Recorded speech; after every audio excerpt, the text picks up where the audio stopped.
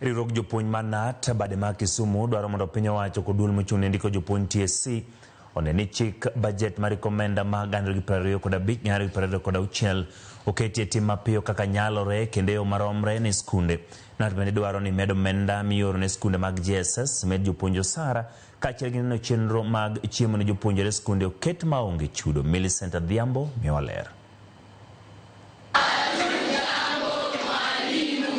Kata obedo ni piny owacho oketo tenge omenda bilion 702.7 ne sekta mar somo e budget mar rekomenda mar 2025-26 kendo gine mane gikeyo mabup moyo migepe duto, penjo pod nitie e wi ka bende omenda go biro dhi tir mar konyo jopuonj kod jopuonjre giwegi.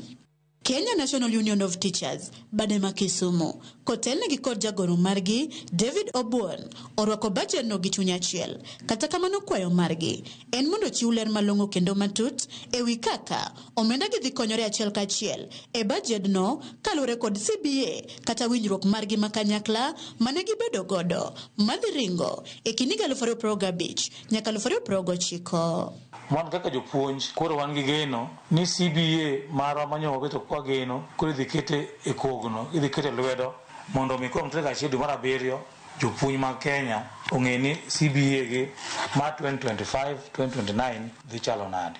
An given ni omiwa gimoro ka gi sirikal, wan gi geno ni koro TSC nyalo ng'i budget manyo omiwa ni mondo gimi jopuonj haki gi manyongeza mar msahara.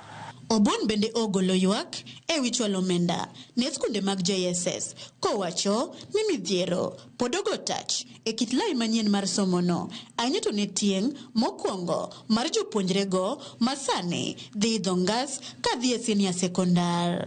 Pesa mochiw ne junior school funding 28.9 billion onego mede to nikech junior school en chenro manyien mar somo koro system mar riembo junior school onego bed ni medo redo motegno kimiyogi enough resources mondo mi gik mosebedo ka onge kuondgo ket motegno. Kane ogolo dwaro mantie mar bero dongruoge mag skunde go mondo ojol kit somo mar CBC e skunde mag primar, Obuon ojiwo piny owacho mondo kaw ting' duto mag pidho jopuonjre e skunde maonge chudo, kowacho ni thoth jonyuol ochando kendo ok nyal yudo omenda duto mag rito kata mana familia mekgi.